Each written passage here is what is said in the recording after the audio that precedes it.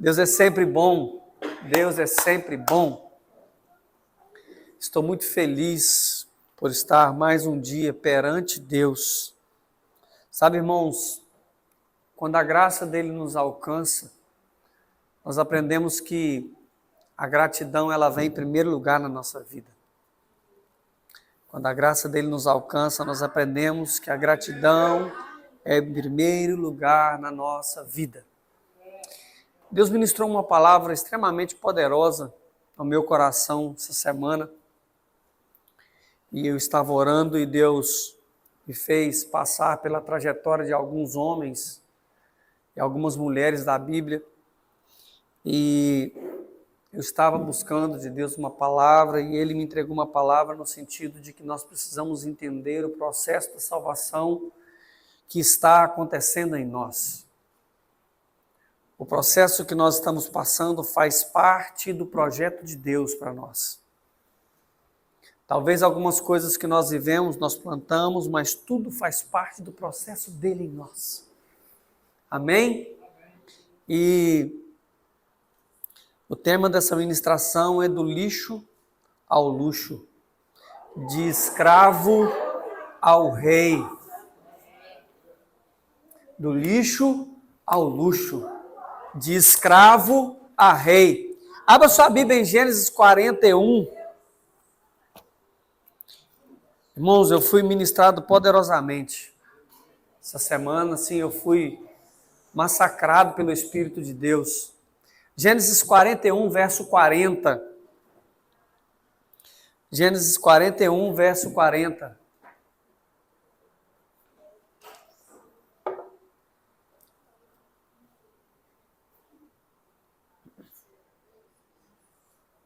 Achou aí? Se você não achou, grita, me espera. Espero? Estou por conta, irmão, fique em paz. Até meia-noite é hoje, a noite é uma criança. Tá tudo bem. Gênesis 41, versos 40 e 41. Vamos ler dois textos. Então eu quero ler apenas 2 versículos ou 3 de cada texto, só para que a gente venha embasar aquilo que Deus ministrou ao nosso coração. Amém? Versos 40 e 41. Tu estarás sobre a minha casa, e por tua boca se governará todo o meu povo. Somente no trono eu serei maior do que tu. E disse mais Faraó a José: vês aqui que te tenho posto sobre toda a terra do Egito. Abra sua Bíblia em Lucas, capítulo 15, verso 22. Lucas, capítulo 15, verso 22. Capítulo 15 é o capítulo das coisas perdidas. Vamos ler o verso 22, 23 e 24. Lucas 15, 22 diz o seguinte: mas o pai disse aos seus servos: trazei depressa a melhor roupa e vesti-lo, e põe-lhe um anel nas suas mãos e sandália nos seus pés. Trazei um bezerro cevado e matai-o, e comamos e alegremos, porque este meu filho estava morto e reviveu, tinha se perdido e foi achado. E começaram a alegrar-se. Irmãos, nós vemos 2 textos aqui incríveis de uma história de superação, de uma história de um processo difícil, de uma história de onde que eles passaram por algumas coisas que, se Deus tivesse perguntado para eles se eles queriam passar por esse processo, ele falava assim, não. E talvez é por isso que Deus não nos mostra o mapa. Se Deus falasse com Abrão que ele iria sair, iria passar em onde ele falou e tal, Abrão talvez não tinha obedecido a Deus. Mas a Deus foi para Abrão e falou: sai da tua terra, do meio da tua parentela, para um lugar que eu vou te mostrar. Então nem sempre Deus fala com a gente assim, ó, passa por aqui, curva direita, curva esquerda, vai e tal. Não. Mas a primeira história que nós lemos, do capítulo 41 do Gênesis, fala da história de José. Na verdade, é o final da história de José. Aonde José, depois de ser perseguido pelos seus irmãos, José teve uma revelação, teve sonhos, aonde falava de quem ele era em Deus. E José fala com seus irmãos o vendem, na verdade eles queriam matar, mas eles tomam a decisão de apenas o venderem, e vendem José. José é vendido como escravo para o Egito, para uma caravana de homens, e esses homens levam José para o Egito, e José no Egito, ele passa de escravo a príncipe, a governador. Todos nós sabemos o processo de José, onde ele é caluniado, onde ele passa por várias coisas, mas no final da história, aquele sonho que José teve lá no início, que Deus mostrou a ele profeticamente, aconteceu. O segundo texto que nós lemos em Lucas capítulo 15, dos versos 22 a 24, nós lemos uma passagem onde é o final da história de um filho que sai da sua casa, pede o dinheiro da herança para o seu pai o entrega o dinheiro fazendo a sua vontade, e esse homem sai pelo mundo vadiando, gastando todo o dinheiro que o pai dele tinha, e no final da história esse filho se pega em si, quando ele torna em si, ele está no meio de uns porcos, desejando alimentar comida de porco. Um homem que o seu pai era extremamente rico, estava ali então perdendo tudo que tinha no meio dos porcos, tratando de porcos, e ele se vê com desejo de comer aquela comida que porco comia. E ele caindo em si, ele fala: na casa de meu pai, os servos dele são bem mais tratados do que eu. Voltarei e ter-me-ei com meu pai novamente. Porque se eu for servo do meu pai, eu estou no lucro. Se meu pai me aceitar para ser servo da casa e continuar usando a casa dele, assim como ele trata os servos, eu estou no lucro. Os funcionários do meu pai é muito mais bem tratado e tem melhores coisas do que eu aqui neste lugar. Então a história fala que esse jovem volta para a casa do pai, e quando ele chega e ele tenta falar com o pai dele: pai, eu quero ser um servo do Senhor, eu não quero ser seu filho porque realmente eu desonrei seu nome e eu não mereço ser tratado como filho. Ele pensou isso, mas quando ele começou a falar, o pai interrompe a fala dele e fala: meu filho, eu estava te esperando. E a Bíblia fala que o pai chama os servos dele e fala: traz aqui para mim um anel, coloca no dedo dele, porque o anel significa autoridade. Traz uma nova roupa, traz uma nova sandálias, coloca nos pés dele, porque escravo antigamente andava com os pés no chão. E o pai disse para o filho: você nunca vai ser o meu escravo, você sempre será o meu filho. E ele coloca a sandália nos pés desse filho e faz uma festa, manda matar um bezerro cevado, ou seja, um bezerro lindo.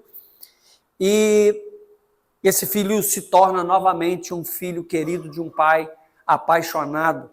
Então, aqui nós falamos de duas histórias de transformação, e existem várias na Bíblia, e sabe, todos nós somos extremamente atraídos por histórias de superação.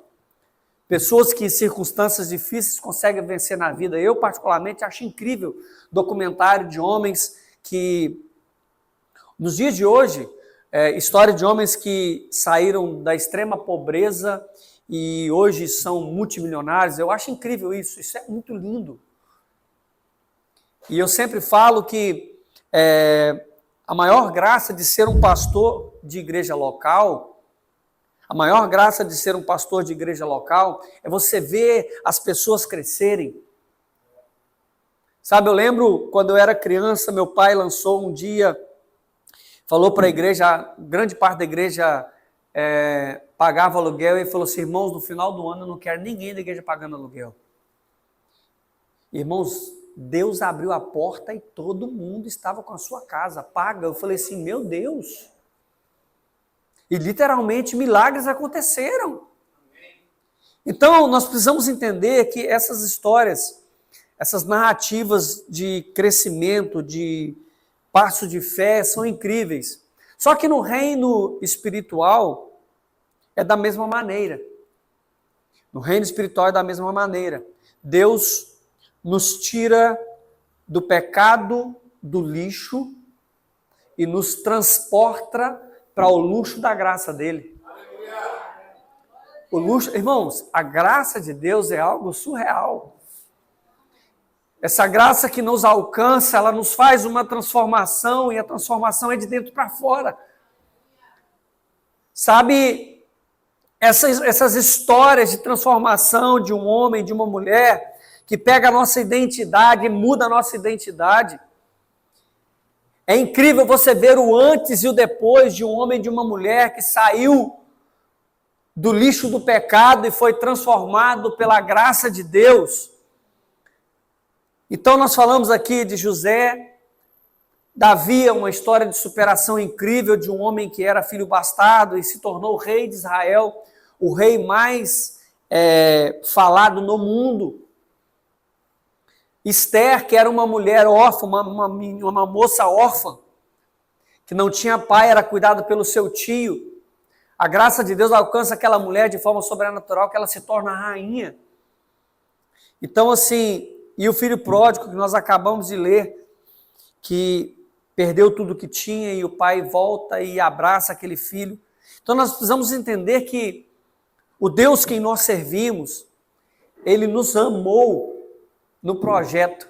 Vocês já viram aquela brincadeira que o marido olha para a esposa e fala assim, investir na planta? Alguém já viu essa brincadeira? Investir na planta. E aí, Deus fez isso com nós, Deus investiu na planta. Porque a Bíblia fala que ele nos amou quando nós éramos ainda informe. Ou seja, enquanto nós ainda não tinha forma de gente. Ele nos amou. E às vezes nós conversamos com algumas pessoas e elas falam assim, pastor, eu não sou digno da graça de Deus. Eu falo assim, quem te disse? Deixa eu te contar, Deus te amou na planta. Ele continua te amando. E Ele pode te resgatar desse lugar que você está, desse ambiente que você está vivendo. Ele pode te levar a um lugar de glória. Basta que você aceite. Sabe, irmãos, eu quero te dizer nessa noite que você está se sentindo no fundo do poço, em um lugar de uma situação difícil. Eu quero te dizer que você está no lugar certo. Porque Deus vai tocar a sua vida nessa noite. Amém? Pode aplaudir, irmão. Se é para Deus, vamos fazer bonito. Aí, ó. Sabe, o nosso estado em Cristo, nosso estado no pecado era um lixo. O nosso estado no pecado era um lixo. Abra sua Bíblia, Efésios 2, eu quero ler 2 versículos rapidinho com você, Efésios 2.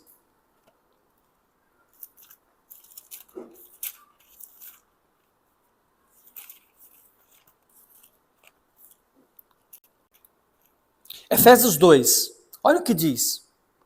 E vos vivificou, estando vós mortos em ofensas e pecados, em que em outro tempo andava segundo o curso desse mundo, segundo o príncipe das potestades do ar, o espírito que agora opera nos filhos da desobediência, em quais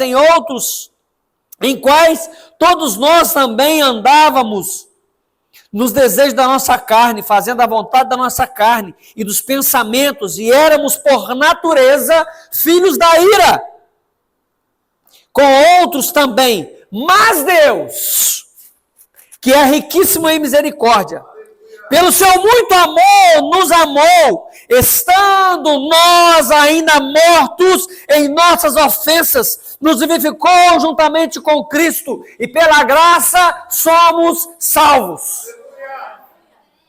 Sabe, irmãos, o pecado, ele nos escraviza. Hoje nós vivemos com uma geração que é escrava de um telefone, com uma geração que é escrava de tantas outras coisas. E esses dias eu vi uma psiquiatra falando que não está suportando mais atender adolescentes, entre aspas, de 18 a 25, 28 anos, pessoas que não têm o ideal, pessoas que estão chorando a vida, chorando as pitangas porque perdeu um celular, porque não consegue trocar um computador, que é um computador melhor para jogar. A psiquiatra estava desabafando, ela não estava suportando. Falei, gente, eu não estou suportando isso mais, eu não suporto ver isso.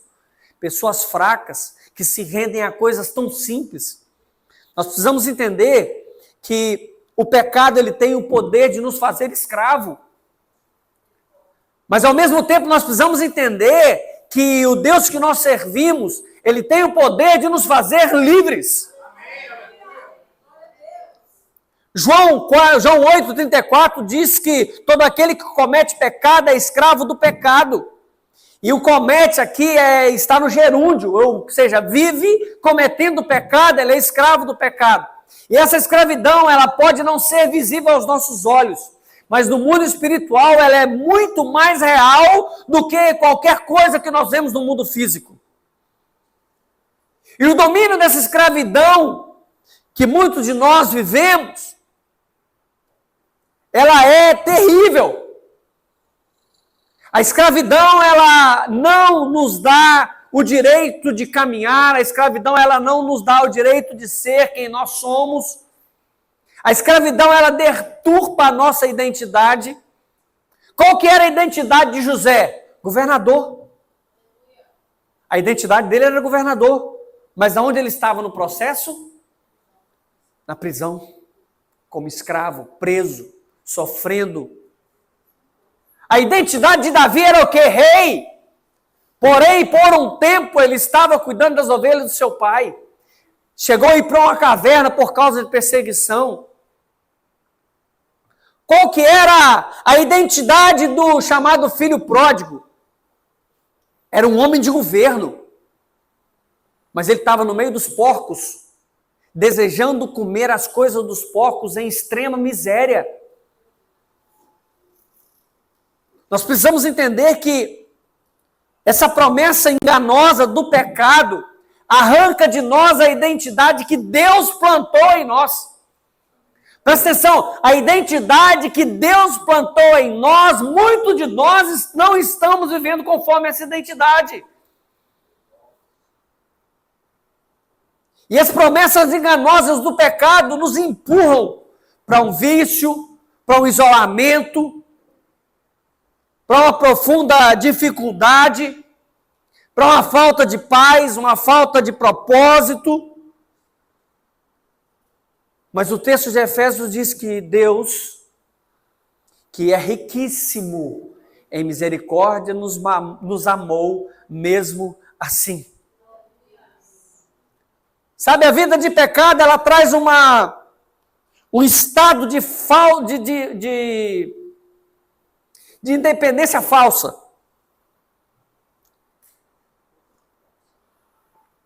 Porque se você olhar os jovens no mundo, eles estão lá dizendo que é livre, dizendo que pode tudo, e realmente pode. Deus nos deu o livre-arbítrio para fazer aquilo que nós desejássemos. Nós somos livres. Porém, a liberdade sem Deus, ela se torna um cativeiro. A liberdade sem Deus, ela se torna uma prisão. E nós precisamos entender que a nossa autossuficiência por causa do pecado precisa ser quebrada. Porque Jesus Cristo diz, sem mim nada podeis fazer. Irmão, não existe nada que nós podemos fazer sem Ele. Porque tudo que nós fazemos sem Ele, nós corremos o grande risco de fazer errado. Tudo. E sabe, Deus em todo tempo, Ele tem nos convidado para viver uma nova vida. Deus em todo tempo, Ele tem nos convidado para viver um novo tempo. E muitas vezes nós não temos aceitado o convite dEle. Por causa da nossa, entre aspas, independência humana. Eu quero viver o que o meu coração deseja. Só que nós precisamos entender que existe um plano de Deus para a nossa vida. E Jeremias é bem claro quando ele diz que ele sabe o plano que ele tem a nosso respeito. Ele sabe o plano que ele tem a nosso respeito. Então, enquanto nós estávamos ainda na lama, no pecado, vivendo uma vida difícil, Deus idealizou algo para nós. Sabe, quando o filho pródigo estava no meio da lama, o texto que você vai ler, depois você ler em casa, o capítulo 15, a partir do verso 12, eu acho, se não falha a memória, onde começa a história do filho pródigo, você vai começar a ler, você vai ver que em momento nenhum o pai sai da varanda. Quando o filho chega, o filho de longe, ele vê o pai, ele avista o pai. Sabe, Deus tem um propósito para nós de reinado. Deus tem um propósito para nós de reinado. Deus tem um propósito para nós de acordo com a nossa identidade. E sabe, o grande problema de nós não conseguirmos viver muitas coisas em Deus é porque o pecado, e quando digo pecado, eu quero te dizer que muitas coisas que nós não temos como pecado pode ser distrações, irmãos, que nos tiram do foco. Isso é uma raiz de iniquidade. Porque nós precisamos entender que quando nós olhamos para Cristo, nada mais pode nos arrancar dos olhos onde está. Sabe? Porque o texto fala que o pai estava no mesmo lugar e existia roupas esperando aquele filho voltar. O pai tinha uma certeza, ele vai voltar. E a hora que ele voltar, o anel está guardado, a sandália está guardada, as roupas novas estão guardadas e tem um bezerro pronto para a gente matar e fazer uma festa. Porque a Bíblia fala que quando um pecador se arrepende, existe o quê? Festa no céu. Nós precisamos entender que Deus nos arranca do lixo do pecado e nos leva para uma jornada completa de salvação. E nessa jornada de salvação, existem alguns processos, algumas fases. Eu quero falar rapidamente com vocês, e uma delas é chamada de justificação. O que é justificação? Diga para mim, eu sou justificado. O que é justificação? A justificação fala da liberdade do pecado. Porque a Bíblia fala que enquanto ainda nós éramos escravos do pecado, Deus, que é misericordioso, Ele nos amou. Ou seja, quando Ele nos justifica, justificação é o processo de nos tornar justo. O que isso quer dizer, pastor? Isso quer dizer que quando Deus olha para a terra, Ele não vê um homem pecador como você é. Ele te vê um homem puro, uma mulher pura, um homem santo, uma mulher santa. Por que ele te vê desse jeito? Porque ele não vê o seu pecado, ele vê o sangue de Jesus que está sobre você. Porque ele morreu para que nós não precisássemos morrer. E é o sangue dele que nos purifica de todo o pecado, não é a metade. Então, essa justificação fala de um homem que sai da escravidão para uma liberdade. Fala do homem que ele é liberto do pecado, fala de um novo começo. Fala de onde ele começa a romper os grilhões que estão atrapalhando ele a caminhar. Fala da liberdade que ele tem, mas ainda Deus tem mais. E o que Deus tem mais, pastor? A santificação. Santificação também faz parte do processo da salvação de Deus para nós. Irmão, nós precisamos entender que a salvação não é o ponto de chegada, a salvação é o ponto de partida. Porque a santificação é o que vai me levar a entender e caminhar e subir o nível com Deus. Esse homem que agora é livre, ele começa a caminhar sentido ao propósito dele. E a santificação faz de um homem livre chegar a um lugar de príncipe. Por quê? Porque a santificação, ela vai trazendo maturidade. Porque, irmão, você há de convir comigo que viver santidade no mundo em que nós vivemos é algo extremamente difícil. Não são todos que suportam. Mas José, enquanto governador no Egito, antes de ser governador no Egito, a mulher de Potifar viu José e falou assim: eu vou pegar esse homem. Ué. A Bíblia relata que José saiu com as suas vestes rasgadas. E depois ela falou que José tinha tentado violentar ela ainda. Volta José para a prisão. Irmãos, isso que é ter caráter. O processo de santificação na vida do cristão, ele transforma o caráter. Porque nós precisamos entender que o caráter do homem caído, ele precisa ser transformado no caráter de Cristo, porque a Bíblia fala que nós temos a mente de Cristo. Então, enquanto nós temos o fruto do pecado, nós temos o fruto de Cristo também. E a nossa mente precisa ser literalmente transformada nesse processo, para que nós viéssemos sair de fato do lixo e levado ao luxo. E o luxo aqui, eu não estou falando com uma visão humana, eu estou falando de uma visão espiritual, eu estou falando de um estado de espírito. Eu estou falando de um estado de mente, de tranquilidade. Sabe, então, o caráter do homem é necessário. E o final da salvação, que é chamado de glorificação, é onde nós, de fato, reinamos com Cristo. E esse reinado, nós podemos trazer ele para nós hoje. Reinar em vida. O que é reinar em vida? É trazer as coisas da eternidade para viver agora. A alegria, a paz de espírito.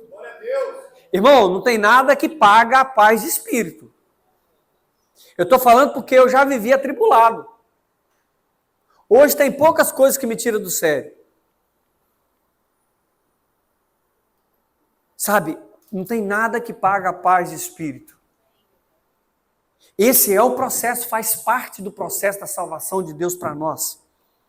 Agora, nós precisamos entender que o filho pródigo, ele estava em um lugar de tristeza, um lugar de pecado, um lugar de profundidade de pecado absurda. E ele chega no estado onde ele precisa de entender que ele estava errado. Ele precisava entender, que é o que nós chamamos de despertar da consciência. Irmãos, quando um homem não tem consciência de quem ele é, ele não vai conseguir fazer essa mudança. Eu não sei se você sabe, mas as estatísticas dizem que acima de 90% dos homens e mulheres que ganham na Mega Sena não conseguem ficar com dinheiro. Perdem tudo. Por quê? Porque não tem mentalidade. As casas que são dadas pelo governo para as pessoas, grande parte delas são vendidas a preço de banana. Porque se você não mudar a mentalidade da pessoa, ela não consegue sobreviver e caminhar naquele lugar.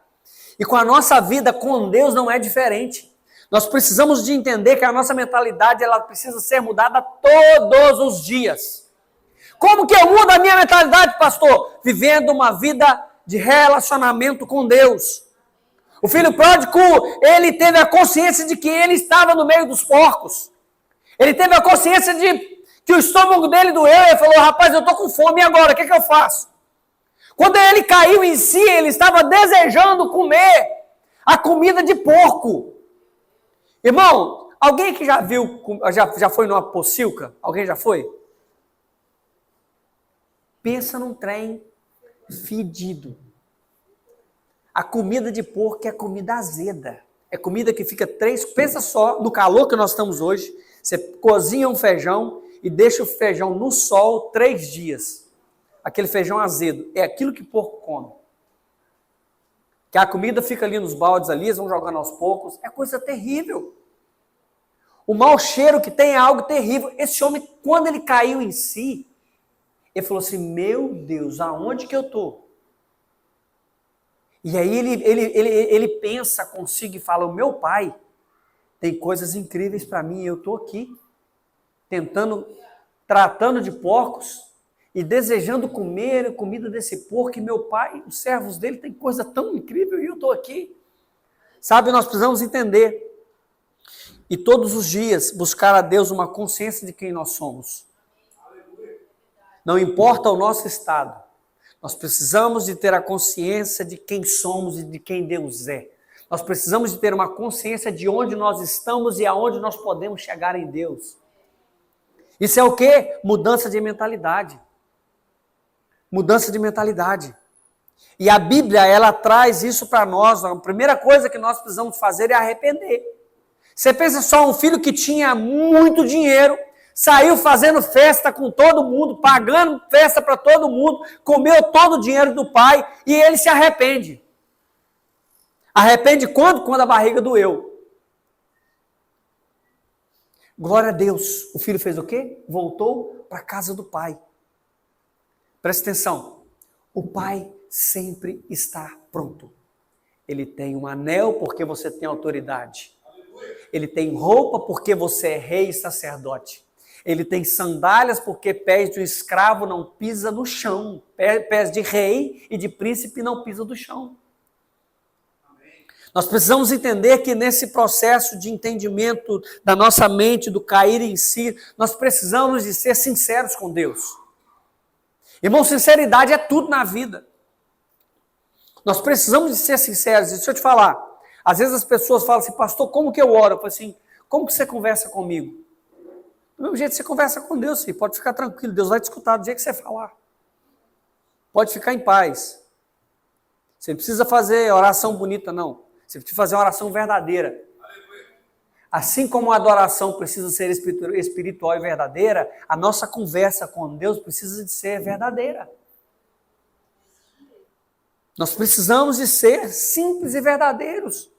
Sabe, irmãos, a gente coloca as coisas, a espiritualidade como algo inalcançável para todo mundo. Algo inalcançável para todo mundo, e não é. Deus é simples. Nós precisamos entender que nesse processo de aceitar quem somos, de aceitar quem Deus, o que Deus pode fazer para nós, a nossa mente começa a ser mudada e em nós começa a atuar a identidade de Cristo para nós.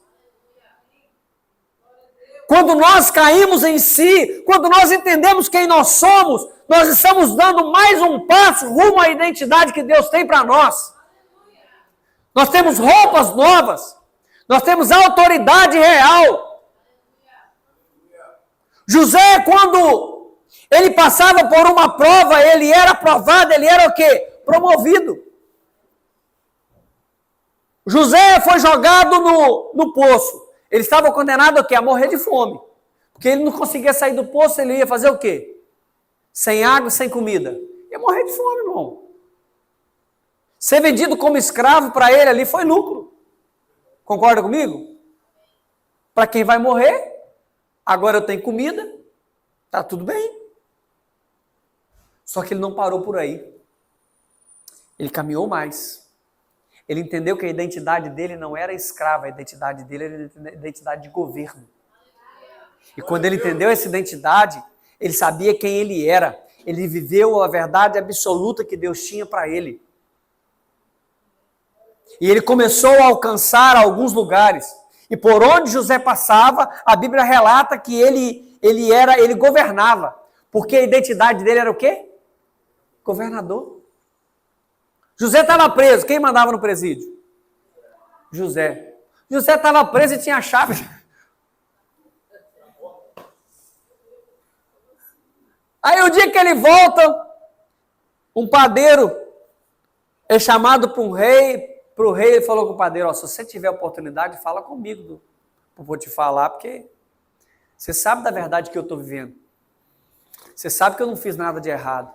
Você conhece meu coração está na mesa. Você sabe quem eu sou, então, por favor, advoga por mim. Nós precisamos entender que a transformação da vida de José aconteceu progressivamente. Ele teve uma nova mentalidade. Ele entendeu que o hábito dele precisava mudar. Ele entendeu o propósito e a missão que ele tinha naquele lugar.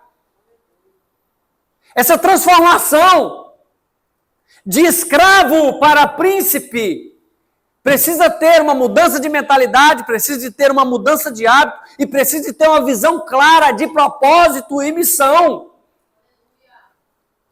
Irmãos, nós precisamos entender que o fruto do Espírito precisa governar a nossa vida.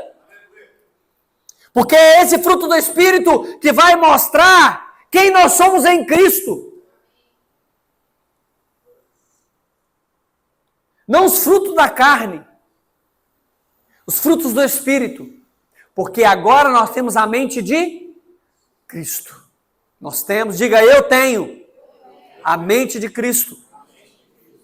Sabe, nós precisamos entender que Jesus Cristo, Deus nunca criou o homem para viver na miséria. Deus nunca criou um homem para ser escravo do pecado. Deus nunca criou um homem para viver em uma vida de miséria. Ele planejou um destino lindo, um destino grandioso. Quem caiu nesse lugar foi o homem. Adão pecou. A Bíblia fala que ele foi expulso do Éden por causa do seu pecado. Mas o que Deus tinha planejado era o quê? Vida eterna.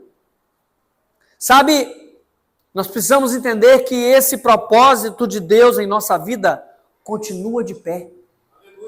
Ele continua nos amando, ele continua pensando, eis que eu sei o pensamento que eu tenho a respeito de vós, é pensamento de coisas boas e não de coisas más, é pensamento de mente de governo e não mente de escravo. Eu tenho algo incrível para a sua vida. Nós precisamos ser confrontados nesse lugar e precisamos entender que a escolha é nossa. O jovem escolheu pegar o dinheiro do pai e consumir todo esse dinheiro. Ele escolheu a lama. Mas o que o pai tinha para ele não era aquilo. O que o pai tinha para ele era comer do bem e do melhor. Era ter autoridade. Era entender quem ele era. Sabe, nós precisamos entender que a nossa vida precisa ser vivida de acordo com a identidade que Cristo tem para nós. O que eu quero te perguntar hoje nessa noite é se você tem certeza da sua identidade em Cristo. Ah, irmãos, se nós entendêssemos a realidade da identidade que Ele tem para nós, nós não estaríamos no lugar que nós estamos. E eu digo isso por mim. Nós precisamos a todos os dias caminhar na progressividade do conhecimento de Deus para nós. Ele tem uma vida progressiva. A salvação dele é todos os dias, ele nos arranca de algo ou de um lugar. Nós não podemos continuar no lugar que nós estamos. Nós precisamos de tomar uma decisão. Nós precisamos de tomar uma decisão de viver uma vida com Deus. Vida essa que vai então nortear todos os nossos dias. Eu tenho falado tanto de relacionamento com Deus, por quê? Porque se nós temos relacionamento com Deus, irmãos, a vida dele é impregnada na nossa vida. Alguns dias atrás eu falei da realidade da adoração. Por que Deus quer ser adorado? Porque Ele é grande e nós somos pequenos? Não! Porque o princípio da adoração é, eu me torno parecido com o ser que eu adoro. O que Ele quer que nós o adoramos, o que nós adoramos em espírito e em verdade, é para que a partir da adoração, mais dele em nós é cravado. E mais com Ele nós venhamos parecer. Sabe, é isso que Deus tem para nós, é essa a realidade que Ele tem para nós, é essa a identidade que Ele tem para nós. Sabe, essa noite Deus quer falar com você, Ele quer te arrancar de onde você está, porque Ele tem uma novidade de vida para você.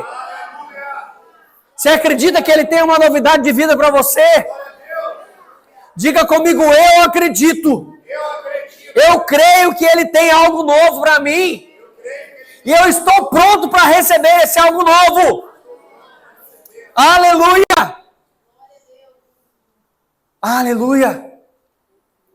Sabe, Deus quer nos arrancar de onde nós estamos.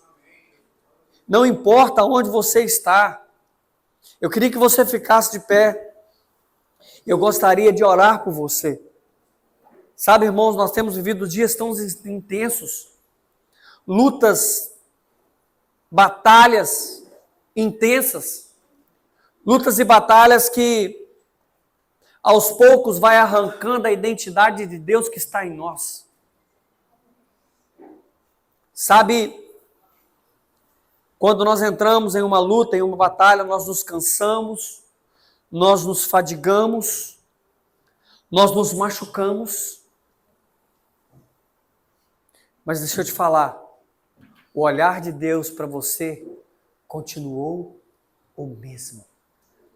O olhar de Deus para você continua o mesmo. A graça dele precisa nos alcançar todos os dias, porque quando a graça dele nos alcança, mais dele é impregnada em nós. Mais dele é colocado na nossa vida. Sabe, hoje é dia de nós sairmos do lixo do pecado e alcançarmos um pouco mais da graça de Deus. Hoje é dia de nós darmos um passo a mais, um passo à frente em Deus. Se você deseja receber uma oração, eu quero te convidar a vir aqui. Sabe, Deus tem algo novo para a sua vida, acredite. Isso não é um jargão cristão. Eu quero dizer que Deus tem algo novo para a sua vida. Eu acredito que Deus tem algo novo para a sua vida. Porque eu acredito, porque eu creio, é por isso que eu falo.